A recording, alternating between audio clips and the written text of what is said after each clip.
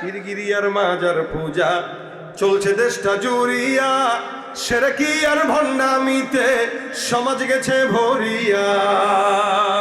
পীরগিরিয়ার মাজার পূজা চলছে দেশটা জুড়িয়া, শিরকি আর ভণ্ডামিতে দেশটা গেছে ভরিয়া। গাজার কলকিটান মারিয়া, গাজার কলকিটান মারিয়া দেখায় খাজার শান। ওরা শিক্ষিত শয়তান, ওরা শিক্ষিত শয়তান। রাগ করছেন কে? কে হাত তুলেন। রাগ করছেন? বাবার মুরিদ আছেন কেউ এখানে? থাকতেও পারে, কি বল? থাকলেও থাকতে পারে। তো এটা মাথায় রাখেন, খাজার দরবারের সন্তান চায় লাভ নাই, কারণ ওই খাজা নিজেই সন্তান হারা। যার কাছে যাবেন ও দেখেন ওরই বাচ্চা হয় নাই মিয়া, ও আপনার কি বাচ্চা দিবে? ওর নিজেরই চাকরি হয় নাই দেখে তো ভণ্ডামির ব্যবসা ধরছিল, আপনারা কিসের চাকরি দিবে? এই জন্য দেনেওয়ালাকে হাসান বসরি রহমতুল্লাহ বলেন, যাও বেশি বেশি পড়ো আস্তাগফিরুল্লাহ। যুবক চলে গেল, আবার আরেকজন আসলো, ডাক দিয়া বলে, হুজুর আমাদের এলাকায় আমি দোকান দিয়েছি কিন্তু ব্যবসা বাণিজ্যে বরকত হয় না, এমন একটা আমল দিয়া দেন যে আমলের মধ্যে আল্লাহ পাক যেন ব্যবসায় বরকত দেয়। হাসান বসরি বলেন, যাও যাও বেশি বেশি পড়ো আস্তাগফিরুল্লাহ। প্রথমে একজন আসলো গুনাহ মাফের জন্য, তাকেও দিল কি? আস্তাগফিরুল্লাহ। দ্বিতীয়তে আসমান থেকে বৃষ্টি হয় না, তাকেও দিল আস্তাগফিরুল্লাহ। আবার যার সন্তান হয় না তাকেও দিল আস্তাগফিরুল্লাহ। যার সম্পদ নাই তাকেও দিল আস্তাগফিরুল্লাহ। আরেকজন এসে ডাক দিয়া বলে, হুজুর আমার এলাকায় ফসল আদি ফলাই কিন্তু বরকত হয় না, ফসল নষ্ট হয়ে যায়। একটা ছোট্ট আমল দেন যে আমলের কারণে আল্লাহ পাক ফসলে বরকত দিবেন। হাসান বসরি রহমতুল্লাহ আলাইহি বলেন, যাও বেশি বেশি ইস্তিগফার করো, আল্লাহ ফসলে বরকত দিয়ে দিবেন। সুবহানাল্লাহ। পাঁচজনকে কি আমল? এরকম করে আরো অনেকজন আসলো, সবার জন্য আমল কয়টা? খাদেম কাছ থেকে ডাক দিয়া কয়, হুজুর আমি তো কিছুই বুঝলাম না, আমল মনে হয় জীবনে শিখেন নাই। যারা আসলো সবাই মুখস্থ একটা আমল দিয়ে দিলেন, ভিন্ন ভিন্ন আমল দিবেন, ভিন্ন ভিন্ন আমল আমরা শিখবো। প্রথম জন আসলো গুনাহ মাফের জন্য, সে ইস্তিগফার। দ্বিতীয় জন আসলো বৃষ্টির জন্য। আল্লাহ পাক রব্বুল আলামিন ওই বান্দাকে এমন নিষ্পাপ বানায় দেয়, খালি বাইতুল্লাহ তওয়াফ করে চক্কর দেয়, মানে এটা পাগলামি, এটা আল্লাহর সাথে। আল্লাহ খালি বলছেন তুই একটা সাদা কাপড় পরবি আর এসে ঘুরবি, এটাই পাগলামি। না কোনো ঘ্রাণ দিতে পারবি, না কোনো সাবান মাখতে পারবি, বাস গন্ধ হইলেও হোক, তুই তোর পাগলের মতো ঘুরবি, পাগলের মতো ঘুরবি। লালন শাহর মাজারে যায় পাগলের মতো ঘোরার নাম পাগলামি না। আল্লাহর ঘরে যে সাদা কাপড় পরে ঘোরার নাম হচ্ছে আল্লাহর সঙ্গে পাগলামি করা। আর এই পাগলামিতে যদি কেউ মজে যায় তা আল্লাহ পাক তাকে নিষ্পাপ বানায় দেয়। সুবহানাল্লাহ। এই বাইতুল্লাহ অনেক দামি। আল্লাহ পাক রব্বুল আলামিন বলেন, এটা প্রথম ঘর। ইন্না আউওয়ালা বাইতি উদিআ লিন-নাস লাল্লাযী বিবাক্কাতা মুবারাকাও ওয়া হুদাল লিল আলামিন। সারা জমিনের ভিতরে সবচেয়ে প্রথম ঘর বাইতুল্লাহ। এই বাইতুল্লাহকে আল্লাহ পাক এত সম্মানিত করেছেন, পয়গম্বর একবার বাইতুল্লাহ তাওয়াফ করে, বাইতুল্লাহ চক্কর দেয় আর কাবার দিকে তাকায়, ডাক দেয়া বলে, কাবা তোমার সম্মান মালিকের দরবারে অনেক বেশি, তোমার মতো মর্যাদাবান ঘর জমিনের মধ্যে আর নাই, এমন মর্যাদাবান ঘর। তবে বাইতুল্লাহ তুমি জানো, তোমার মতো মর্যাদাবান ঘরের চাইতেও তোমার পাশে যে সমস্ত মুমিনরা সাদা কাপড় পরে ঘুরে, আল্লাহর কাছে একজন মুমিনের দাম তুমি বাইতুল্লাহর চাইতেও কোটি গুণে বেশি। বাইতুল্লাহর চাইতেও একজন মুমিনের দাম আল্লাহর দরবারে বেশি। আল্লাহ পাক রব্বুল আলামিন এই বান্দাকে এত সম্মানিত করলেন, বান্দার দ্বারা হাতের দোষে কর্ম দোষে বান্দা জাহান্নামী হয়ে যায়। এখানে যত মানুষ আছেন, আমি সহ আপনারা সহ প্রত্যেকটা মানুষ, যত বড় বুজুর্গ হোক, এই জমিনের ভিতরে প্রত্যেকটা মানুষ ইনসানি ফিতরাত যখন বান্দার ভিতরে আছে, ফিতরাত যখন বান্দার ভিতরে আছে, স্বভাব যখন বান্দার ভিতরে আছে, এই যে সৃষ্টিগত স্বভাব বান্দার ভিতরে গুনাহ করে, নেকের কাজ করে, আল্লাহ পাক রব্বুল আলামিন বান্দাকে গুনাহের মজা যেমন দিয়ে দিছে, আবার গুনাহের সাজার ভয়ও দিয়ে দিছে। গুনাহ যেমন করতে মন চায়, আবার জান্নাতেও যেতে মন চায়। আল্লাহ পাক রব্বুল আলামিন বান্দাকে গুনাহের মজাও দিয়েছে, যার কারণে বান্দা গুনাহ করে, এই জমিনের ভিতরে এই জায়গায় এমন একজন বান্দা নাই যে বান্দা এই কথা বলবেন আমার জিন্দগিতে কোনো গুনাহ নাই। আছেন নাকি কেউ? যত বড় বুজুর্গ হোক, পীর হোক না কেন, যত বড় আল্লাহওয়ালা হোক না কেন, এই দুনিয়ার ভিতরে সবচেয়ে নিষ্পাপ হলো নবী রাসূলরা। আদম থেকে মুহাম্মদুর রাসূলুল্লাহ পর্যন্ত সব নবীদেরকে আল্লাহ পাক নিষ্পাপ বানিয়েছেন। নবীদের পরে সাহাবা আজমাইনদেরকে আল্লাহ পাক মাফ করে দিয়েছেন, তারাও নিষ্পাপ। যার কারণে আল্লাহ পাক রব্বুল আলামিন বলেন রাদিয়াল্লাহু আনহুম ওয়া রাদু আন, তারাও আমি আল্লাহর উপরে খুশি, আমি আল্লাহ তাদের উপরে খুশি। সাহাবা একরামদেরকে আল্লাহ পাক রব্বুল আলামিন মাফের ঘোষণা দিয়ে দিলেন, যার কারণে কিয়ামত পর্যন্ত সাহাবা আজমাইনদের ভুল ধরার মতো যোগ্যতা কারো হবে না, নাইও। কেন? আল্লাহ নবীদের পরে সাহাবা আজমাইনদেরকে মাফ করে দিয়েছেন। সাহাবা আজমাইন আদনা থেকে আদনা সাহাবী, এরা দুনিয়ার জমিন থেকেই জান্নাত প্রাপ্ত হয়ে গেছে। সুবহানাল্লাহ। নবীদেরকে আল্লাহ পাক নিষ্পাপ বানাইছেন, সাহাবীদেরকেও মাফ করে দিয়েছেন। এখন আসেন সাহাবীদের পরে কারা? বলে তাবেঈরা। তাবেঈদেরকেও আল্লাহ নবী সাল্লাল্লাহু আলাইহি ওয়াসাল্লাম বলেন আল্লাহ পাক তাদেরকেও মাফ করে দিয়েছেন। বলে কারা? রাআনি আও মান রাআনি, যারা আমি নবীকে দেখেছে অথবা আমি নবীকে যারা দেখেছে তাদেরকে দেখেছে, আল্লাহ পাক এই দলদেরকেও মাফ করে জান্নাতি বানায় দিয়েছে। এইজন্য আল্লাহ পাক রব্বুল আলামিনের হাবিব বলেন খায়রু উম্মতি করনি সুম্মাল্লাযীনা ইয়ালুনাহুম সুম্মাল্লাযীনা ইয়ালুনাহুম। তিনটা জামানা সবচেয়ে উত্তম জামানা, এরপরে যত জামানা আসবে সব জামানার বান্দা জামানার প্রেক্ষাপটের উপরে ভিত্তি করে বান্দা গুনাহ করে। আজ থেকে 50 বছর আগে যেই গুনাহ মানুষ চিন্তাও করতে পারতো না, বর্তমান সময় এই গুনাহ এখন আমাদের 8-10 বছরের বাচ্চারাও করে। 50 বছর আগের জামানার অবস্থার এখনের জামানার অবস্থা পার্থক্য আছে না নাই? আপনার দাদাকে জিজ্ঞাসা করেন, আপনার বাবাকে জিজ্ঞাসা করেন, যাদের বয়স মোটামুটি 40-এর মতো কাছাকাছি, এরা আমরা ছোটবেলায় এই জিনিসটাও দেখেছি। কি দেখেছি? কোনো ঘরের আশেপাশে রাস্তাঘাটে যখন কোনো মা বোনরা হাঁটতো, কোনো পরপুরুষ যখন তার সামনে দিয়ে রাস্তা দিয়ে হেঁটে হেঁটে যেত, আমাদের মা খালারা যদিও বয়স 60 বছর 50 বছর, কোনো পরপুরুষ দেখার সাথে সাথে ওড়নাটা এই পর্যন্ত টেনে দিয়ে গাছে আর লুকায় যেত। এখন এই দেশটা আসেনি। এখন যদিও মোটামুটি বোরকা ওড়না টুন্না পরে, এমন ভাবে পরে যেন সব দেখাই যায়। রাসূল সাল্লাল্লাহু আলাইহি ওয়াসাল্লাম বলেছেন শেষ জামানায় এরকম পোশাক পরবে, কাপড় পরার পরেও যেন তারা উলঙ্গ। আরে এই জামানাই চলতেছে। এক সময় আমরা আমাদের মা বোনদেরকে দেখতাম পরপুরুষ দেখার সাথে সাথেই পালায় যেত, পুকুর পাড়ে নেমে যেত, গাছের আড়ালে লুকাইতো, ঘরের আড়ালে লুকাইতো। আর বর্তমান সময়ে ওড়নাটা যদিও বুকের মধ্যে থাকে, ওইটা একবার সরায় দিয়া তারপর আবার ঠিক করে দেখা যায়। এই যে নারীদের হালত এরকম, শুধু তাই না, ঢাকার প্রেস ক্লাবের মতো জায়গাগুলোতে সংবাদ সম্মেলন করে, আমরা সবাই বেশ্যা, বুঝে নেব হিস্সা।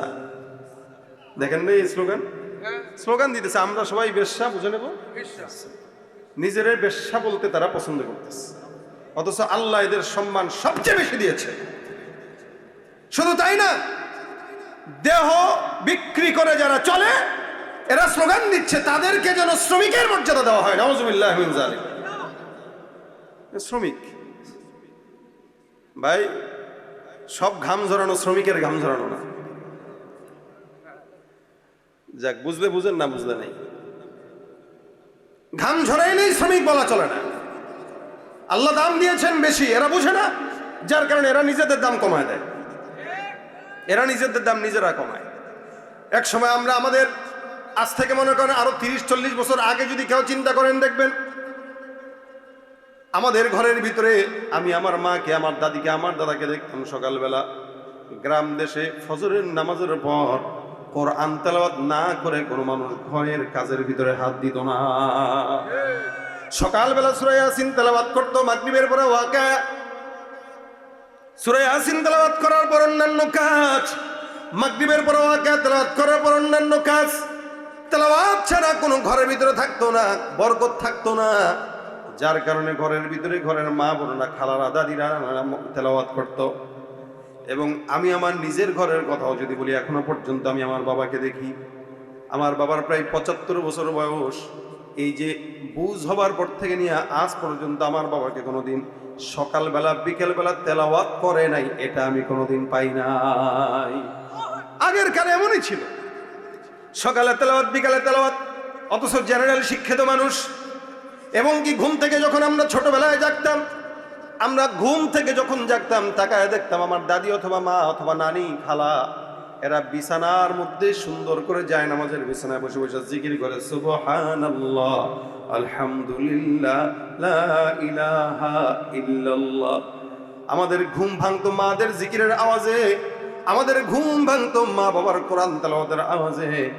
আমরা সকালবেলা ঘুম থেকে জেগে জেগে দেখতাম মা তেলাওয়াত করে, বাবা তেলাওয়াত করে, মা জিকির করে, বাবা জিকির করে। আর বর্তমান সময়ের বাচ্চাদের ঘুম ভাঙে মা বাবার মোবাইল, ফেসবুক, ইউটিউবের আওয়াজে। যেই বাচ্চা সকালবেলা তেলাওয়াতের আওয়াজে ঘুম থেকে উঠবে সে তো হাফেজ হবেই, আর যেই বাচ্চা সকালবেলা ডিস্কো গানের আওয়াজে উঠবে ওই বাচ্চাই তার মা বাবাকে ধরে বৃদ্ধাশ্রমে ঢুকাই দিয়ে আসবে। এটাই বাস্তবতা। আমাদের নিজেদের কর্মদশা আমরা এখন জামানার এই হালত চলতেছে। এই জন্যই বললাম আগের কালের জামানা এখনের জামানা এক না। 50 বছর হালত আগে ছিল একরকম, এখন আরেক রকম। আবার সামনে 10 বছর পরে কি যে হয় এটা বলাও যায় না। জামানা যত সামনের দিকে আগাবে ফিতনা তত বাড়বে। এই জন্য আল্লাহ পাক রব্বুল আলামিন বলেন আস-সাবিকুন আস-সাবিকুন উলাইকাল মুকাররাবুন। যারা অতীতে চলে গেছে তারাই আল্লাহ পাকের সবচাইতে নিকটবর্তী। আজ থেকে 100 বছর আগে যে জন্মগ্রহণ করলো ওই ব্যক্তিটা আমাদের চাইতে আল্লাহর নিকটবর্তী বেশি। যেই লোকটা 500 বছর আগে জন্মগ্রহণ করলো ওই লোকটা আপনার আমার চেয়ে 500 বছর বেশি জান্নাতের নিকটে। আল্লাহ পাক এই কারণে বলেন আস-সাবিকুন আস-সাবিকুন উলাইকাল মুকাররাবুন ফি জান্নাতিন নাঈম সুল্লাতুম মিনাল আউয়ালিন ওয়া কলিলুম মিনাল আখিরিন। আল্লাহ পাক রব্বুল আলামিন বলেন জামানা যত পিছনের দিকে যাবে মানুষ তত জান্নাতের নিকটে, জামানা যত সামনের দিকে আগাবে মানুষ তত জাহান্নামের নিকটে। এই জন্য যে যত বেশি নবীর যুগের নিকটে সে তত বেশি আল্লাহর জান্নাতের নিকটে। আজ থেকে 100 বছর আগে যে জন্মগ্রহণ করলো সে আমার চাইতে আল্লাহর নবীর 100 বছরের বেশি নিকটে। না আমরা 1436 বা 46 বা 47 হিজরি চলতেছে, যে নাকি 1300-তে জন্মগ্রহণ করেছে 150 বছর হইলেও সে রসুলের নিকটে আমার চাইতে বেশি। এই জন্য আল্লাহ পাক রব্বুল আলামিন বলে যে যত বেশি রসুলের জামানার নিকটে আল্লাহর জান্নাতের নিকটে, যে যত বেশি রসুলের জামানার নিকটে সে তত বেশি জান্নাতের নিকটে, যে যত বেশি রসুলের জামানার থেকে দূরে সে তত বেশি জান্নাত থেকে দূরে। গতকালের জন্মগ্রহণ করা সন্তান আগামীকালের জন্মগ্রহণ করা সন্তানের চেয়ে একদিন হলেও নবীর নিকটে, কারণ সে একদিন আগে হলেও জন্মগ্রহণ করছে, একদিন হলেও ফিতনা কম পাইছে। এই জন্য আল্লাহ পাক রব্বুল আলামিন বলেন এই ফিতনার জামানায় গুনাহ তো বান্দার হবে, এমন এমন বান্দা থাকবে। এখানে অনেক মানুষ আছেন যারা 50-60 বছর ধরে ওয়াজ শুনেন কিন্তু এখনো পর্যন্ত ফজরের নামাজ পড়েন না, দাড়িটাও পর্যন্ত রাখতে পারে না, আছে না? এখনো পর্যন্ত দাড়ি রাখে না। ওয়াজ শুনে 40 বছর ধরে 50 বছর ধরে এখনো পর্যন্ত সুন্দর নামাজ পড়তে পারে না। এই জন্য আল্লাহ পাক রব্বুল আলামিন বলেন ইন্নামাত তাওবাতু আলাল্লাহি লিল্লাযীনা ইয়া'মালুনাস সাইয়্যাত হাত্তা ইযা হাদারা আহাদাকুমুল মাউত ক্বালা ইন্নী তুবতুল আন। এমন কিছু বান্দার কথা আল্লাহ পাক রব্বুল আলামিন বলে, এমন কিছু বান্দা থাকবে, ইমানদার থাকবে যারা বলবে আমরা উল্টাপাল্টা যত মন চায় তত কাজ করব। মৃত্যু যখন আসবে, মৃত্যু আসার আগে আল্লাহর দরবারে তওবা করে মাফ চাই নেব। আল্লাহ পাক বলেন তওবা মাফ হবে তো দূরের কথা, তাদের জন্য রয়েছে জাহান্নামের ভিতরে আযাব। আই খুব বুঝেন আল্লাহ পাকের এই আয়াতটা আমাদের বর্তমান সময়ের সঙ্গে অনেক বেশি মিলে।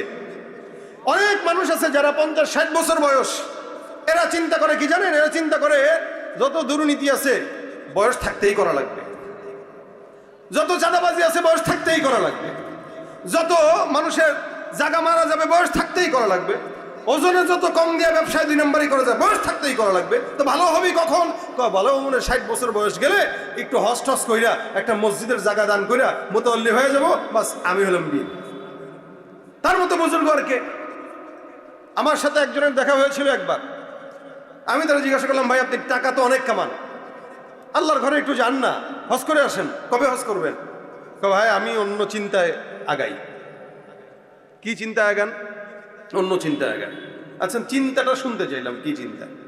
তো সে বলতেছে 50 বছর পর্যন্ত অনেক এলোমেলো কাজ হয় বান্দার দ্বারা। তার যুক্তি দেখেন, 50 বছর পর্যন্ত অনেক গুনাহ আমাদের মাধ্যমে হয়। তো চিন্তা করছি 50 বছর পর্যন্ত একটু ভালো মতো এমনি যেমনি মন চাই এমনি চলি, 50 যাওয়ার পরে হজের নিয়ত করব এবং হজ টজ কইরা এই যে নামাজ টামাজ ধরবো, আর খারাপ হওয়ার ইচ্ছা নাই। এর ভিতরে হজ করে আসলাম, যদি আবার গুনাহ করি তাহলে তো আরো বেশি খারাপ। এই কারণে 50 বছরের পরে হজ করার ইচ্ছা, এরপরে আর কোনোদিন উল্টাপাল্টা কাজ করব না। আমি তারা বললাম, যদি কালকে মরেন? ভাই কালকে মরবো এটা তো বলা যায় না, মরতেই পারি, কিন্তু আমার বাপ দাদাদের থেকে একটা বয়সের ব্যাপার চলে আসছে। আমার দাদা 80 বছর বাঁচছিল, আমার বাবাও মোটামুটি 85 বছর হয়ে গেছে। আমি 80-র নিচে বাঁচবো এরকম মনে হয় না, 80-র উপরেই বাঁচবো। ভাই বাস্তব কথা। আমি বললাম কি বলতেছেন ভাই আপনি? আপনি কি বলতেছেন এগুলো? টাকা থাকলেই কি মানুষ আল্লাহর ঘরে যেতে পারে? আজিব হাল। সে চিন্তা করছে কি 50 বছরের পরে তাওবা করবে। এই বান্দার কথাই আল্লাহ পাক কোরআনে বলেছেন, ইন্নামাত তাওবাতু আলাল্লাহিল্লাযীনা ইয়ামালুনা সাইয়্যাত। এরা মনে করবে যত মন চায় খাও দাও ফুর্তি করো। এই ফুর্তি করা যখন শেষ হয়ে যাবে তখন আল্লাহর দরবারে 60 বছর বয়সে মাফ চাবে। ক্বালা ইন্নী তুবতুল আনা ওয়ালাল্লাযীনা ইয়ামুতুনা ওয়া হুম কুফার। আমার আল্লাহ ডাক দিয়া কয়, এরা মনে করে তওবা করে ফেলবো, কিন্তু তওবা করে ফেলবো চিন্তা করতে করতে মওত চলে আসে, তওবার নসিব হয় না। মওত যে চলে আসে কিভাবে মরে? আল্লাহ বলেন ওয়ালাল্লাযীনা ইয়ামুতুনা ওয়া হুম কুফার। কুফার মানে কি বলেন? এ তো বুঝতেছেন, কুফার মানে কাফের। আল্লাহ বলতেছেন এমন ভাবে তারা মওত বরণ করবে যে তারা কাফের হয়ে গেছে। গুনাহ করতে করতে করতে করতে কলব এমন পচা পড়ছে যে কাফের হয়ে মারা গেছে, তার হুঁশ নাই। এরপর আল্লাহ পাক ডাক দিয়া বলেন, যখন এই হালতে তারা মরে, উলাইকা আতাদনা লাহুম আযাবান আলীমা। এদেরকে আল্লাহ পাক রব্বুল আলামিন যন্ত্রণাদায়ক শাস্তি তাদের জন্য রেখে দিয়েছেন। এই জন্য যারা ঘুষখোর, সুদখোর, দুর্নীতিবাজ, খুব শুনে রাখেন, আগামীকাল ঘুষ খাওয়ার নিয়ত করলেন, আগামীকাল কোনো জায়গায় 2 নম্বরি করার নিয়ত করছেন, মনে রাখবেন আগামীকাল দুর্নীতি করার পরে সাথে সাথে যদি মওত হয়, আল্লাহ পাকের কথা অনুযায়ী মুমিন হিসেবে মরলেন নাকি কাফের হয়ে মরলেন? কাফের হয়ে মরলেন। এ কারণে ঘুষের টাকাকে হাদিয়া মনে করে খাওয়ার কোনো সুযোগ, এটা হারাম তো হারামই, একটু নামটা পাল্টা দেয়। খাইতেছে সুদের টাকা আর বলতেছে ভাই এটা ইন্টারেস্ট না, এটা মুনাফা। কি নাম দিছে? মুনাফা। আরবি নাম তো, আরবি নাম মনে হয় হালাল, হারাম কেমনে হয়? এবার মুনাফা নাম দিয়েছে। মুনাফা যদি আবার অনেকে বুঝে যায় যে মুনাফাও তো খারাপ, না ভাই মুনাফা না, এটা হাদিয়া। ভাই আপনি ওই দিন একটা ভিডিওতে একজনের কাছে দেখলাম, অনেকদিন আগের, তো একজন ঘুষ খাইছে, খাওয়ার পরে বলতেছে ভাই এই যে আমি আপনার থেকে নিলাম, এটা কি আমি জোর করে নিছি? কোন না জোর করেন না, আপনি বলেন বলেন আমি কি আপনারা জোর করে নিছি? আমি কি আপনারা মারছি? বলেন না মারেন নাই। আপনি কি কষ্ট পাইছেন আমি যে নিছি? না কষ্ট পাই নাই। ঠিক আছে, তাহলে আপনি তো অনুমতি দিয়েছেন। মানে ঘুষটাকে কেমনে খায় দেখেন। এখন যদি কেউ ঘুষ খায় আর যদি বলে ভাই আমি কি আপনার থেকে জোর করে নিছি, কি বলবে যে জোর করে নিছেন? কিন্তু ওখান থেকে বের হওয়ার পরে শালা বলে একটা গালি দিবে কি দিবে না? এর চাইতেও এখলাসওয়ালা গালি দিতে পারে না? তাহলে দেখেন এ ঘুষ খাইতেছে হাদিয়া নাম দিয়া। আসলেই এগুলো সব শিক্ষিত হতে পারে, তবে নামের পাশে একটা শয়তান লেগে যাবে, ঠিক কিনা? ওরা হলো দেশের লাগি মহামারীর মতন, ফাইলে কলম ঠেকাইয়া চালায় শুধু নির্যাতন। ঘুষের টাকায় ওদের ভুড়ি, ঘুষের টাকায় ওদের ভুড়ি, করে যে টান টান। ওরা শিক্ষিত শয়তান, ওরা শিক্ষিত শয়তান, ওরা শিক্ষিত শয়তান, ঠিক কিনা? তাহলে ভাইরা আমার, আল্লাহ পাক রব্বুল আলামিন বান্দার গুনাহ মাফ করবেন, তবে শর্ত আছে। এই জন্য আল্লাহ কোরআনের জায়গায় জায়গায় বলেন তুবু ইলাল্লাহি তাওবাতান নাসুহা। আল্লাহ পাক রব্বুল আলামিন বলেন ইয়া আইয়ুহাল্লাযীনা আমানু তুবু ইলাল্লাহ ওয়া তুবু ইলাল্লাহি জামিআন আইয়ুহাল মুমিনুনা লাআল্লাকুম তুফলিহুন। যত জায়গায় আল্লাহ পাক রব্বুল আলামিন অনেক জায়গায় বর্ণনা করেছেন ইস্তিগফার আর তওবার কথা। আল্লাহ পাক জানে একদিকে বান্দা গুনাহ করবে, একদিকে আল্লাহ পাক বান্দাকে তওবা করার আদেশ দিলেন, আবার যখন গুনাহ হয়ে যায় আবার আল্লাহ পাক বান্দাকে তওবার আদেশ দিয়ে দিলেন। অর্থাৎ বান্দা গুনাহ যত বেশি হোক না কেন, আল্লাহর কাছে একবার খালেস দিলে যদি কেউ তওবা করে, নবী সাল্লাল্লাহু আলাইহি ওয়াসাল্লাম বলেন সমুদ্রের ফেনা পরিমাণ গুনাহ আল্লাহ পাক রব্বুল আলামিন মাফ করে দেন। এইজন্য আল্লাহ পাক বলেন তোমরা বেশি বেশি ইস্তিগফার করো। আল্লাহ পাক ডাক দিয়ে বলেন ফাকুলতুস্তাগফিরু রাব্বাকুম ইন্নাহু কানা গফফারা। ইস্তিগফারটা আল্লাহর কাছে এমন দামি, ইস্তিগফার যদি কোনো ঈমানদার করে, আল্লাহ পাক রব্বুল আলামিনের হাবিব বলেন মাল্লাজিমাল ইস্তিগফার জাআলাল্লাহু লাহু মিন কুল্লি হাম্মিন ফারাজা ওয়া মিন কুল্লি যিকিন মাখরাজা ওয়া রাযাকাহু মিন হাইথু লা ইয়াহতাসিব। রাসূল সাল্লাল্লাহু আলাইহি সাল্লাম বলেন তওবা সমস্যা নাই, তওবা বেশি বেশি করো, গুনাহ হয়ে যাক ইস্তিগফার করো। আরে গুনাহ তো সেই করবে যে ইস্তিগফার করবে, আবার ইস্তিগফার তো সে করবে যে গুনাহ করবে। ইস্তিগফার শুধু গুনাহ হইলেই যে করে বিষয়টা এরকম না, ইস্তিগফার গুনাহ ছাড়াও করতে পারে। এজন্য নবী বলেন আমি নিজে প্রতিদিন 100 বার ইস্তিগফার করতাম। একটু জোরে বলেন সুবহানাল্লাহ। এখন আপনাদের কাছে বলি, জিজ্ঞাসা করি, বলেন তো রাসূলের কয়টা গুনাহ আছে? সন্দেহ আছে? আল্লাহু আকবার। এই দুনিয়াতে একজন ব্যক্তি যার চরিত্রের ব্যাপারে আল্লাহ পাক রব্বুল আলামিনের চারিত্রিক সনদ কাফেররা পর্যন্ত দিত যে এই লোকের চরিত্রে কোনো কালেমা নাই, এই লোকের কোনো গুনাহ নাই, তবুও নবী বলেন আমি দৈনিক 100 বার ইস্তিগফার করতাম। আমরা কয়বার করি? নামাজের পরেও তো ইস্তিগফার রাসূল পড়তেন। কেন? যে গুনাহ করছি তাই বলে না, যে নামাজটা আল্লাহ পাক আপনি আমারে পড়ার তৌফিক দিয়েছেন, এই নামাজে হয়তো সিজদায় একটু ত্রুটি থাকতে পারে, রুকুতে একটু ত্রুটি থাকতে পারে, আল্লাহ যদি থাকেই আপনি মাফ করে দিন। ইস্তিগফার যে কোনো হালতে পড়া রাসূল 100 বার পড়তেন। আমাদের তো 1 কোটি বার পড়া দরকার, 1 কোটি বার আমাদের পড়া দরকার, তবুও হক আদায় হবে না। রাসূল সাল্লাল্লাহু আলাইহি ওয়াসাল্লাম বলেন ইস্তিগফার যদি বেশি লাজিম বানায় নাও, আল্লাহর নবী বলেন জাআলাল্লাহু লাহু মিন কুল্লি হাম্মিন ফারাজা। ওই বান্দার যত টেনশন আছে না কেন, প্রত্যেকটা টেনশন আল্লাহ পাক রব্বুল আলামিন দূর করে দিবে। ইস্তিগফার বান্দার টেনশন মুক্ত করে, বান্দার ব্রেনে যদি কোনো দুশ্চিন্তা থাকে এটা দূর করে দেয়। এখন আপনি এমনি পড়লেন হবে না, আপনার নিয়ত সহি রাখবেন যে আমি পড়লে এটা হবে। 2 নাম্বার, আল্লাহ নবী সাল্লাল্লাহু আলাইহি ওয়াসাল্লাম বলেন মিন কুল্লি যিকিন মাখরাজা। যদি কোনো বন্ধ দুয়ার থাকে, চাকরি হয় না, বিয়ে হয় না, ব্যবসায় বরকত নাই, নবী ডাক দিয়া কয় বেশি বেশি ইস্তিগফার করো, তোমার সমস্ত বন্ধ দুয়ার আল্লাহ পাক রব্বুল আলামিন খুলে দিবেন। 3 নাম্বার, রিজিকের যদি অভাব হয়, এমন জায়গা থেকে রিজিকের ফয়সালা করবে বান্দা কল্পনাও করতে পারবে না। ইস্তিগফার বান্দার সকল বন্ধ দরজার খোলার চাবি। এক কথায় যদি বলে, এটা হাসান আল বসরি রাহমাতুল্লাহি আলাইহি, উনি একদিন খানকার মধ্যে বসা, উনার খানকার ভিতরে একজন লোক গেল, যে ডাক দিয়া বলে হুজুর এমন কোনো অন্যায় নাই যে অন্যায়টা করি নাই, আমাকে এমন একটা আমল দেন যে আমলের কারণে আল্লাহ পাক আমার সব গুনাহ মাফ করে দিবেন। আমি এমন কোনো গুনাহ নাই, জেনা করছি, ব্যভিচার করছি, অত্যাচার করছি, দুর্নীতি করছি, মানুষকে মারছি, হত্যা করছি। হাসান বসরি রাহমাতুল্লাহি আলাইহি বলেন টেনশনের কারণ নাই, তোমার যতই গুনাহ হোক না কেন, একবার যদি মন থেকে বড় আস্তাগফিরুল্লাহ, জবান থেকে এখন থেকে আস্তাগফিরুল্লাহ শব্দটা লাগায় দাও, আল্লাহ পাক রব্বুল আলামিন ইস্তিগফারের বরকতে তোমার সব গুনাহগুলো মাফ করে দিবেন। যাও ইস্তিগফারের আমল দিয়ে দিলাম। এখন এই লোকটা বলে হুজুর আমি কিন্তু অনেক গুনাহগার, আমার অনেক গুনাহ, মানে তার মাথায় এটা আসছে যে এত গুনার কথা বললাম আর উনি বলতেছেন শুধু আস্তাগফিরুল্লাহ পড়ো, এতটুকু শব্দ দিয়ে কি এত গুনাহ যাবে? তার এটা মাথায় একটা চিন্তা। হাসান বসরি বলে আরে রাসূল বলেছেন যদি সমুদ্রের ফেনা পরিমাণও গুনাহ হয় তবুও চলে যাবে। সুবহানাল্লাহ, যাও পড়ো ইস্তিগফার পড়ো। লোকটা বাসায় চলে গেল।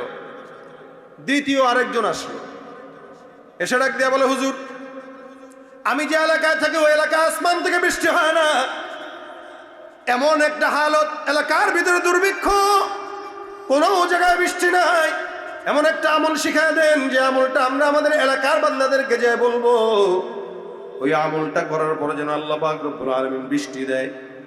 হাসান বসরি বলে যাও যাও বেশি বেশি বড় আস্তাগফিরুল্লাহ, বলেন না আস্তাগফিরুল্লাহ। এনে লোক বলে হুজুর বেশি বেশি ইস্তেগফার পড়লে বৃষ্টি আসবে, বলে অবশ্যই আসবে, যাও। এই বান্দাও চলে গেল ইস্তেগফারের আমল নিয়ে। আবার তৃতীয়তে একজন আসলো, এসে ডাক দিয়ে বলে হুজুর আমি বিয়ে করলাম, সন্তান হয় না, অনেক বছর হয়ে গেল, আমল একটা দিন যেন আল্লাহ পাক সন্তান দেয়। আপনাদের ঝিনাইদহে আমাদের বাংলাদেশে এমন এমন কিছু মুল্লুক আছে, মগা আছে, ব্যাককল আছে, যারা সন্তান না হইলে খাজার দরবারে মাজারে যায় সেজদা দিয়া পড়ে থাকে। আছে কিনা? লাল ডেক্সি দেখলেই দৌড় দেয়। যেই খাজা বাবার শরীরে প্যান্ট নাই, কাপড় নাই, ন্যাংটা, মোটামুটি সব মাথা আর নিচ সব সমান চুল, গোসল করে না, তার সামনে যায় করে বাবারে একটা বাচ্চা দিও। বাবা কয় ঠিক আছে যা। বউরে আমার খানকার মধ্যে 3 দিনের দেখা ফেরাই খাজা, কথা বুঝেন নাই? খাজার দরবারে যদি বউডারে 3 দিনের দেখা ফেরা কেন, এরপর যদি বাচ্চা হয় বুঝবেন এটা আপনার না আপনার বাবা। এরকম ব্যাকল আছে না নাই? আছে না নাই? পীরগিরিয়ার মাজার পূজা চলছে দেশটা জুড়িয়া, সেরেকি আর ভণ্ডামিতে সমাজ গেছে ভরিয়া। পীরগিরিয়ার মাজার পূজা চলছে দেশটা জুড়িয়া, সেরেকি আর ভণ্ডামিতে দেশটা গেছে ভরিয়া। গাজার কলকিটান মারিয়া, গাজার কলকিটান মারিয়া দেখায় খাজার শান। ওরা শিক্ষিত শয়তান, ওরা শিক্ষিত শয়তান। রাগ করছেন কে? হাত তুলেন। রাগ করছেন? বাবার মুরিদ আছেন কেউ এখানে? থাকতেও পারে, কি বল? থাকলেও থাকতে পারে। তো এটা মাথায় রাখেন, খাজার দরবারের সন্তান চায় লাভ নাই, কারণ ওই খাজা নিজেই সন্তান হারা। যার কাছে যাবেন ও দেখেন ওরই বাচ্চা হয় নাই মিয়া, ও আপনারা কি বাচ্চা দিবে? ওর নিজেরই চাকরি হয় নাই দেখাই তো ভণ্ডামির ব্যবসা ধরছিল, আপনারা কিসের চাকরি দিবে? এই জন্য দেনওয়ালাকে হাসান বসরি রহমতুল্লাহ বলেন যাও বেশি বেশি পড়ো আস্তাগফিরুল্লাহ। যুবক চলে গেল। আবার আরেকজন আসলো, ডাক দিয়া বলে হুজুর আমাদের এলাকায় আমি দোকান দিয়েছি কিন্তু ব্যবসা বাণিজ্যে বরকত হয় না, এমন একটা আমল দিয়ে দেন যে আমলের মধ্যে আল্লাহ পাক যেন ব্যবসায় বরকত দেয়। হাসান বসরি বলেন যাও যাও বেশি বেশি পড়ো আস্তাগফিরুল্লাহ। প্রথমে একজন আসলো গুনাহ মাফের জন্য, তাকেও দিল কি? আস্তাগফিরুল্লাহ। দ্বিতীয়তে আসমান থেকে বৃষ্টি হয় না, তাকেও দিল আস্তাগফিরুল্লাহ। আবার যার সন্তান হয় না তাকেও দিল আস্তাগফিরুল্লাহ, যার সম্পদ নাই তাকেও দিল আস্তাগফিরুল্লাহ। আরেকজন এসে ডাক দিয়া বলে হুজুর আমার এলাকায় ফসল আদি ফলাই কিন্তু বরকত হয় না, ফসল নষ্ট হয়ে যায়। একটা ছোট্ট আমল দেন যে আমলের কারণে আল্লাহ পাক ফসলে বরকত দিবেন। হাসান বসরি রহমতুল্লাহ আলাইহি বলেন যাও বেশি বেশি ইস্তিগফার করো, আল্লাহ ফসলে বরকত দিয়ে দিবেন। সুবহানাল্লাহ। 5 জনকে কি আমল? এরকম করে আরো অনেকজন আসলো, সবার জন্য আমল কয়টা? খাদেম কাছ থেকে ডাক দিয়া কয় হুজুর আমি তো কিছুই বুঝলাম না, আমল মনোহার জীবনে শিখেন নাই। যারা আসলো সবাই মুখস্থ একটা আমল দিয়ে দিলেন। ভিন্ন ভিন্ন আমল দিবেন, ভিন্ন ভিন্ন আমল আমরা শিখবো। প্রথম জন আসলো গুনাহ মাফের জন্য, সে ইস্তেগফার। দ্বিতীয় জন আসলো বৃষ্টির জন্য, সে ইস্তেগফার। তৃতীয় জন সন্তানের জন্য, সে ইস্তেগফার। আরেকজন আসলো সম্পদের জন্য, সে ইস্তেগফার। ফসল হয় না, সেও ইস্তেগফার। বিপদের জন্য আসলো, সে ইস্তেগফার। কাহিনী বুঝলাম না, সবাইকে আপনি একটা জিনিস দিয়ে কেন ক্ষান্ত রাখতে চাইলেন? দেখবেন আমাদের বাংলাদেশে এমন কিছু হাতুড়ে ডাক্তার আছে যারা একটা ট্যাবলেট মাত্র 10 টাকা, বাতের ব্যথা, গিরায় ব্যথা, মাজায় ব্যথা, পেটের ব্যথা, কপালের ব্যথা, আরো যা আছে সব ব্যথা দূর হয়। ট্যাবলেট কয়টা? বুঝতে হবে এটা হলো ভণ্ড। এতে দুনিয়ার হাইসিয়াতে বললাম, কিন্তু আখিরাতের হাইসিয়াতে হাসান বসরি রহমতুল্লাহ আলাইহি বলতেছেন যে আমলটা আমি দিয়েছি এদেরকে, এটা আমি দেই নাই। বলে কে দিয়েছেন? আল্লাহ দিয়েছেন। এই প্রেসক্রিপশনটা ডাক্তার আমি লেখেন, ডাক্তার লেখে না, এটা লিখেছেন আল্লাহ। আল্লাহর দেওয়া প্রেসক্রিপশন আমি তাকে কেবল পড়ে শোনাই দিয়েছি। সুবহানাল্লাহ। এখন আসেন প্রেসক্রিপশনে আল্লাহ পাক রব্বুল আলামিন কি কি লিখলেন। আমার আল্লাহ পাক রব্বুল আলামিন বলেন ফাকুল তুস্তাগফিরু রাব্বাকুম ইন্নাহু কানা গাফফারা ইউরসিলিস সামাআ আলাইকুম মিদরারা ওয়া يمددكم بأموال وبنين ويجعل لكم جنات ويجعل لكم أنهارا আল্লাহ পাক রব্বুল আলামিন বলেন তোমরা বেশি বেশি ইস্তিগফার পড়ো। আল্লাহ পাক রব্বুল আলামিন ডাক দিয়ে কয় কেউ যখন বেশি বেশি ইস্তিগফার করবে আমার আল্লাহ ওই বান্দার যত গুনাহ থাকুক না কেন আল্লাহ পাক সব গুনাহগুলো বান্দার ক্ষমা করে নিষ্পাপ বানায় দিবে। প্রথম যেই ব্যক্তিটা আমার কাছে আসছে গুনাহ মাফের জন্য, ওই ব্যক্তির এই গুনাহ মাফের আমল আমি আল্লাহর কোরআনের এই আয়াতের মাধ্যমে দিয়েছি যে ইন্নাহু কানা গফফার। কেউ যদি ইস্তিগফার করে আল্লাহ তার ক্ষমা করে দিবেন। এটা এক নম্বর। দুই নম্বরে যে ব্যক্তিটা আসলো বৃষ্টির জন্য, আল্লাহ পাক রব্বুল আলামিন বলেন ইউরসিলিস সামাআ আলাইকুম মিদরারা। কোন বান্দা যদি আসমান থেকে বৃষ্টি না হয়, ওই বান্দা যদি বেশি বেশি করে আস্তাগফিরুল্লাহ, আল্লাহ পাক রব্বুল আলামিন বলেছেন বান্দা ইস্তিগফার যখন বাড়ায় দিবে আমি আল্লাহ আসমান থেকে বান্দার জন্য উপকারী বৃষ্টি দান করে দিব। উপকারী বৃষ্টি, উপকারী বৃষ্টি হইলেই উপকার হয় না, আল্লাহ উপকারী বৃষ্টি দিলে উপকার হয়। আর সারা বছর যে বৃষ্টি হয়, বৃষ্টিতে আমাদের ফসল নষ্ট হয়, এটা উপকারী না, এটা গজবের বৃষ্টি, যেটা এখন চলতেছে। দরকার যখন নাই তখন তা দেওয়া, আর যখন দরকার তখন দেয় না। এটা মুসা পয়গম্বর একবার আল্লাহর কাছে জিজ্ঞাসা করছিল।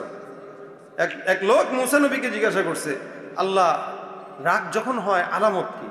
তো মুসা নবী বললেছেন শোনো, আল্লাহ রাগ হইলে আলামত হইলে এটা বুঝবা যখন যেটা দেওয়া দরকার তখন সেটা আল্লাহ দিবে না, আর যখন দরকার নাই তখন সেটা দিবে।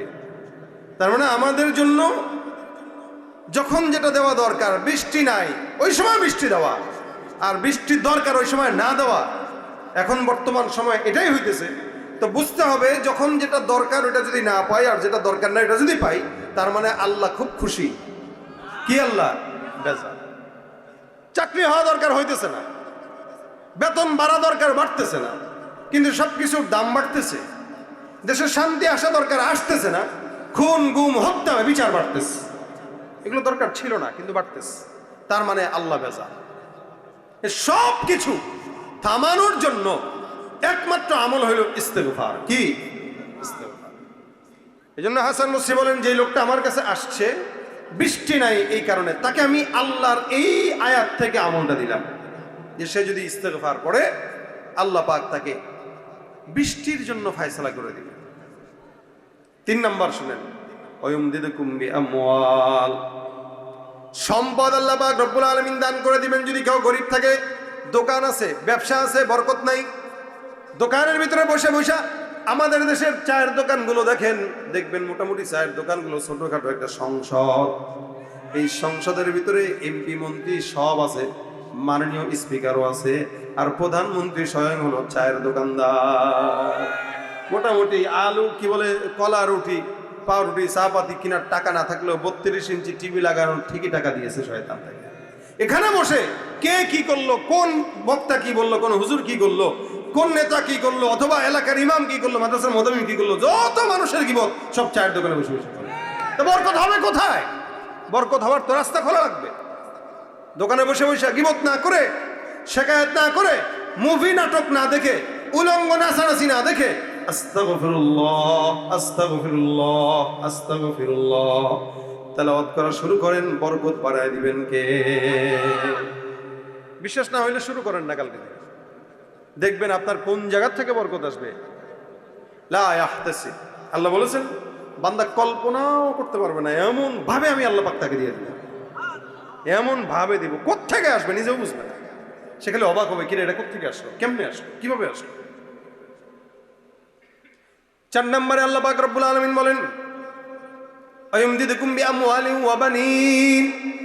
ওই যে খাজার দরবারে সন্তান না চায়, সোজা আল্লাহর দরবারে যাও, ইস্তিগফারের আমল বাড়ায়া দাও। আল্লাহ পাক বলেন আমি ওই বান্দাকে সন্তানের বন্দোবস্ত করে দিব।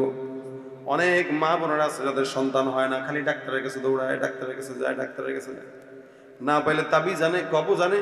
আবার গ্রাম দেশেও তো যদি বাচ্চা না হয় শাশুড়িদের ঠেলা তো আছেই, আরে কিরে বাচ্চা হয় না কে। আর যদি খালি মেয়ে হয় তাহলে খালি মাইয়া, খালি মাইয়া, খালি মাইয়া। অথচ সন্তান দেনওয়ালা আল্লাহ, যেমন চাই দিবেন। হইলেও আল্লাহ পাক না হবেন, দিলেও আল্লাহ পাক দিবেন। যদি আল্লাহ দেয় তাহলে বয়স লাগে না, আল্লাহ পাক 90 বছরও দিতে পারে। আর যদি আল্লাহ দেয় স্বামীও লাগে না, ঈসা আলাইহিস সালামের মায়ের মতো স্বামী ছাড়াই দিতে পারে। আর যদি না দেয় 14 জায়গায় বিয়ে হইলেও সন্তান আল্লাহ দিবে না। সুতরাং আল্লাহর কাছে চাওয়া লাগবে, যে জায়গায় চাওয়া দরকার পাশ করা লাগবে, তো ওই জায়গায়, ওই জায়গায় পাশ না করলে কিভাবে আসবে? এই জন্য ইস্তেগফার বাড়ায় দেন, ইস্তেগফার বাড়ায় দেন। আল্লাহ পাক ইস্তেগফারের বদৌলতে সম্পদ এবং সন্তান উভয়টাই দান করে দেয়। সুবহানাল্লাহ।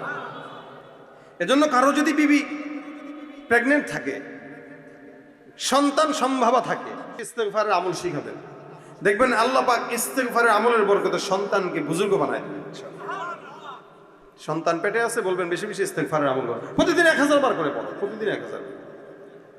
4 জন গেল, 5 নম্বরে আল্লাহ পাক বলেন ওয়াজআল লাকুম জান্নাতি ওয়াজআল লাকুম আনহারা।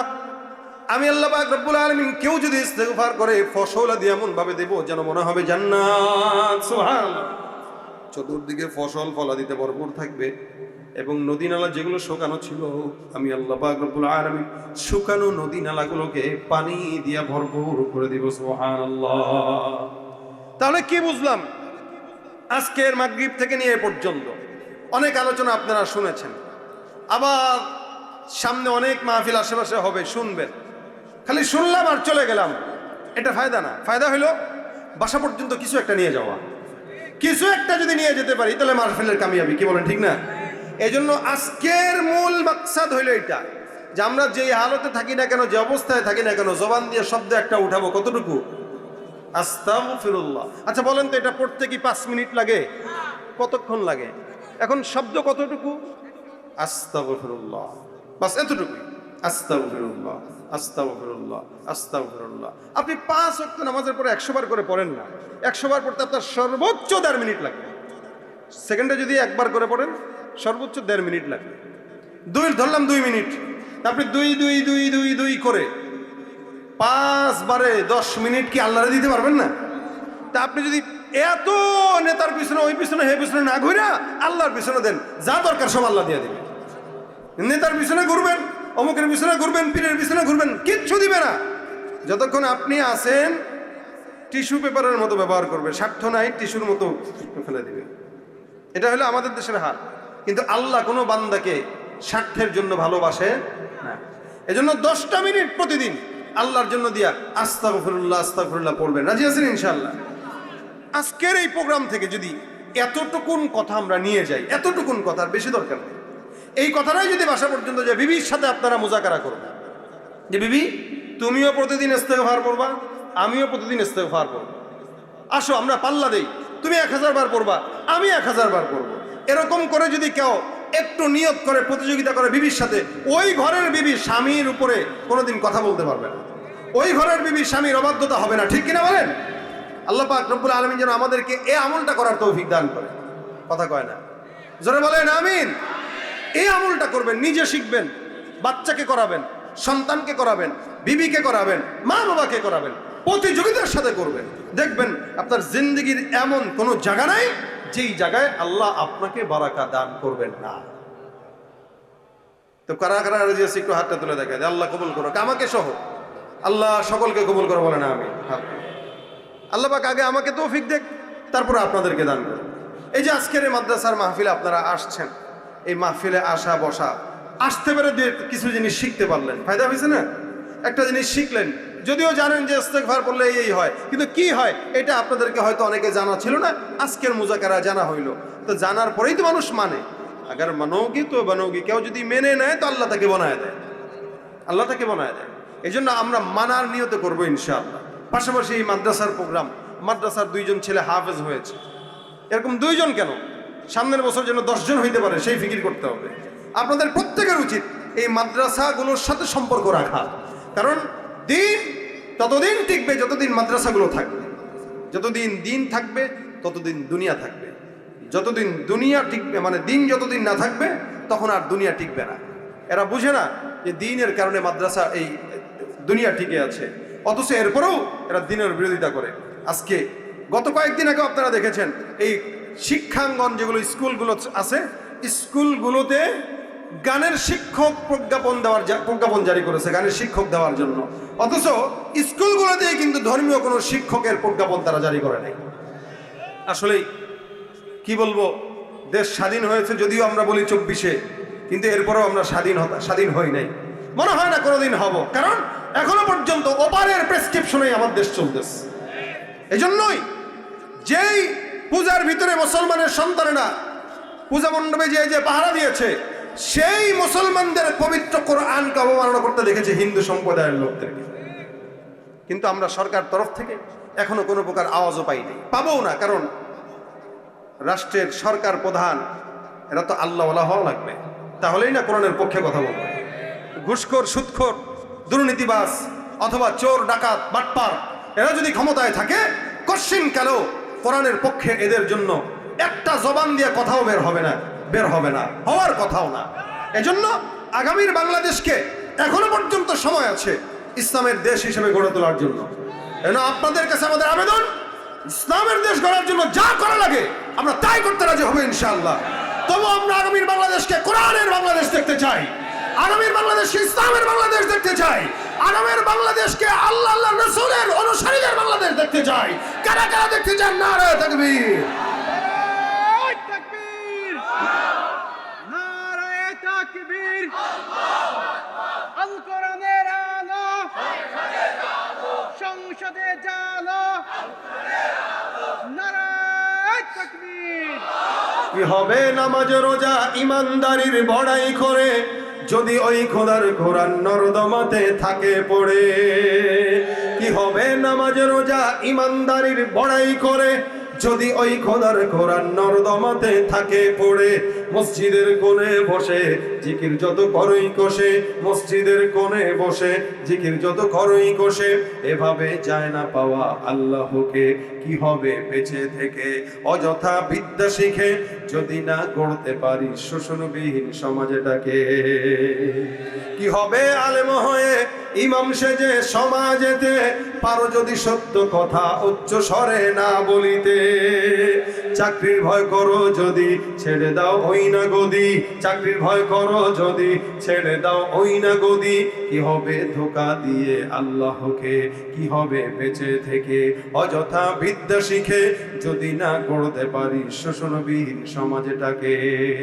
আল্লাহ আমাদের সমাজকে পবিত্র করে দেয়, বলেন আমিন। এজন্য সমাজের পবিত্রতা অর্জনের জন্য এখন থেকে নিয়ত করেন, বেশি বেশি ইস্তেগফারের আওয়াজ জবানে উঠান। আল্লাহ পাক আমাদেরকে এই আওয়াজগুলো ওঠার তৌফিক দান করুন। এবং মাদ্রাসার সহযোগিতা থাকবেন তো ইনশাআল্লাহ, পাশে থাকবেন তো ইনশাআল্লাহ। শেষমেশ আমি আপনাদেরকে থেকে আপনারা করবেন সওয়াব, আর সওয়াব পাবো আমি। এই জন্য এই মাকসাদে এই নিয়তে আপনাদের কাছে বললাম। আল্লাহ পাক আমল করার তৌফিক দান করুন। উঠানো হয়ে গেলে ব্যাগগুলো এখানে নিয়ে আসো, উঠানো হয়ে গেলে ব্যাগগুলো এখানে নিয়ে আসো। আজকের এই মাদ্রাসার জন্য আমরা দোয়া করবো, মাদ্রাসার সমস্ত হাজত গাইবি খাজানা থেকে আল্লাহ পাক পূরণ করুন। এই উঠানো হলে ব্যাগ নিয়ে আসো। এবার একটা সঙ্গীত হবে ইনশাআল্লাহ, তারপর মনোযোগ হবে, ঠিক আছে? সঙ্গীত শুনবেন কারা কারা? হ্যাঁ, একটু আওয়াজ দিয়ে বলেন শুনবো ইনশাআল্লাহ। শুনবেন? তুমি কি পারবে, তুমি কি পারবে, তুমি কি পারবে, তুমি কি পারবে, তুমি কি পারবে সোনার দেশটা সুন্দরভাবে গড়তে? তুমি কি পারবে মানুষের তর জীবন দিয়ে লড়তে? জনপ্রিয় সেই সরকার, তুমি কি পারবে, তুমি কি পারবে সব মানুষের বাসনা পূরণ করতে? বিপদ আপদে অসহায় এই জনতার পাশে দাঁড়াতে। এতই যখন পারো, তবে কেন জনপদে মহামারী দেখে ভয়ে থর থর করো? তবে কেন জনপদে মহামারী দেখে ভয়ে থর থর করো? তুমি তো নিজেই দুর্নীতিবাদ, লম্পট আর খুনি চাঁদাবাজ, তাহলে কিভাবে পারবে তুমি অন্যকে রুখতে? পারবে না তুমি ভালো না হয়ে অন্যকে ভালো করতে, পারবে না তুমি ভালো না হয়ে অন্যকে ভালো করতে।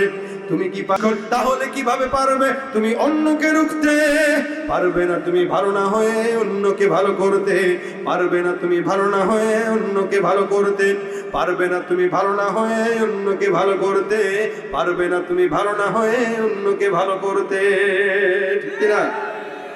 নাস্তিকতা নিপাত যাক, দিন ইসলাম জিন্দাবাদ। নাস্তিকতা নিপাত যাক, দিন ইসলাম জিন্দাবাদ। কোটি প্রাণে একই আওয়াজ, খোদাদ্রোহী ছাড় পাবে না, এই বাংলায় ঠাই হবে না। মুসলমানরা জেগেছে আর, জোর কদমে সামনে চলো, বজ্র কণ্ঠে আওয়াজ তুলো, সবাই মিলে একই তালে দাও না স্লোগান নারায়ে তাকবীর নারায়ে তাকবীর আল কোরআনের আলো মুসলমানের এই দেশেতে নাস্তিকদের ঠাঁই নাই নাস্তিকদের পক্ষে যারা তাদের কোনো রক্ষা নাই এই দেশেতে থাকতে হলে কোরআন মানতে হবে কোরআন না মানলে তারা বিতাড়িত হবে জোর কদমে সামনে চলো বজ্র কণ্ঠে আওয়াজ তুলো সবাই মিলে একই তালে দাও না স্লোগান নারায়ে তাকবীর নারায়ে তাকবীর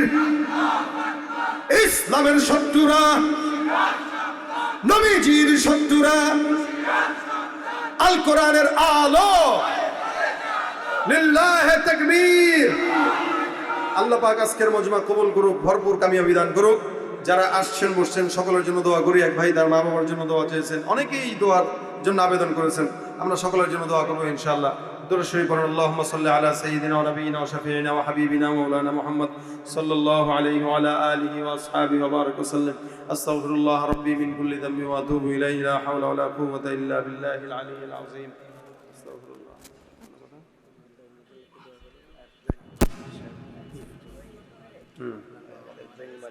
আচ্ছা মাদ্রাসার জমির মালিক কি নাম রুহুল আমিন উনি দোয়া চেয়েছেন এবং আচ্ছা অনেকে অসুস্থ যাদের মা বাবা অসুস্থ আল্লাহ পাক সকলকে যেন সুস্থতার হায়াত দান করে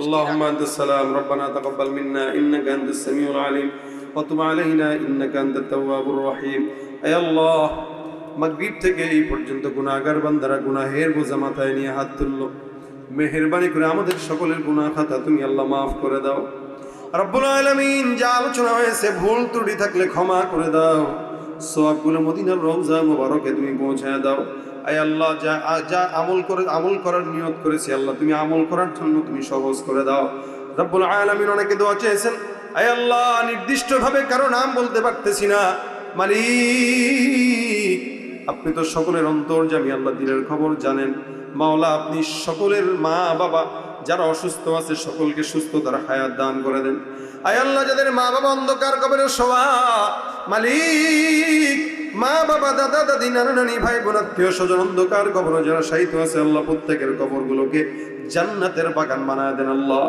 রব্বুল আলামিন আমাদের মা বাবা যাদের বেঁচে আছে মা বাবার নেক হায়াতে তাইয়্যিবা তাওয়িলা দান করে দেন আয় আল্লাহ এলাকায় যেই মাদ্রাসার উদ্যোগে মাহফিল মাদ্রাসাকে কবুল ও মঞ্জুর করে নেন মাদ্রাসার জমিদাতাকে আল্লাহ আপনি কবুল করে নেন ছাত্র শিক্ষক ছাত্রী শিক্ষক সবাইকে আল্লাহ আপনি কবুল করে নেন আল্লাহ ইখলাসের সঙ্গে খেদমত করার তৌফিক দান করে দেন আল্লাহ এলাকার উপরে খাস রহমত নাজিল করে দেন আল্লাহ প্রত্যেকটা ভাইকে মিলেমিশে মুসলমান হিসেবে থাকার তৌফিক দান করে দেন রব্বুল আলামিন বাংলাদেশকে সোনার দেশ হিসেবে কবুল করে নেন ইসলামের দেশ হিসেবে কবুল করে নেন রব্বুল আলামিন মেহেরবানি করে আল্লাহ আমাদের ভিতরে যারা অসুস্থ আল্লাহ সকলের সুস্থতার হায়াত দান করে দেন মা বোনদেরকে নেক হায়াত দান করেন সকল প্রকার অসুস্থতা থেকে হেফাজত করেন পর্দার বিধান মেনে চলার তৌফিক দান করে দেন আল্লাহ ঘরে ঘরে ঘরে ঘরে শান্তি বর্ষণ করে দেন আল্লাহ রব্বুল আলামিন জীবনে একবার হলো আপনার হাবিবের রওজা জিয়ারত করার তৌফিক দান করে দেন আল্লাহ আপনার ঘর বাইতুল্লাহ তওয়াফ করার তৌফিক দান করে দেন